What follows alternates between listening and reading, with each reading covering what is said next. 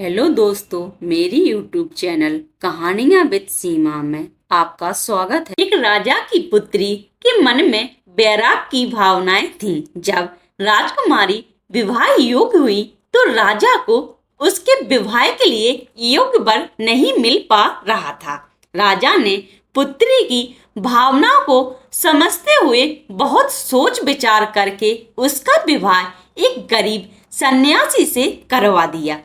राजा ने सोचा कि एक सन्यासी ही राजकुमारी की भावनाओं की कद्र कर सकता है। विवाह के बाद राजकुमारी खुशी खुशी सन्यासी की कुटिया में रहने आ गई।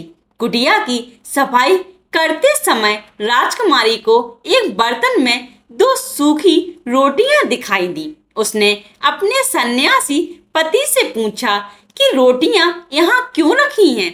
सन्यासी ने जवाब दिया कि ये रोटियां कल के लिए रखी हैं। अगर कल खाना नहीं मिला तो हम एक एक रोटी खा लेंगे।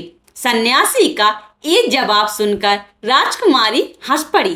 राजकुमारी ने कहा कि मेरे पिता ने मेरा विवाह आपके साथ इसलिए किया था क्योंकि उन्हें ये लगता है कि आप भी मेरी ही तरह बैरागी हैं। आप तो सिर्फ भक्ति करते हैं और कल की चिंता करते हैं। सच्चा भक्त वही है जो कल की चिंता नहीं करता और भगवान पर पूरा भरोसा करता है। अगले दिन की चिंता तो जानवर भी नहीं करते हैं। हम तो इंसान हैं। अगर भगवान चाहेगा तो हमें खाना मिल जाएगा और नहीं मिलेगा तो रात भर आनंद से प्रार्थना करेंगे।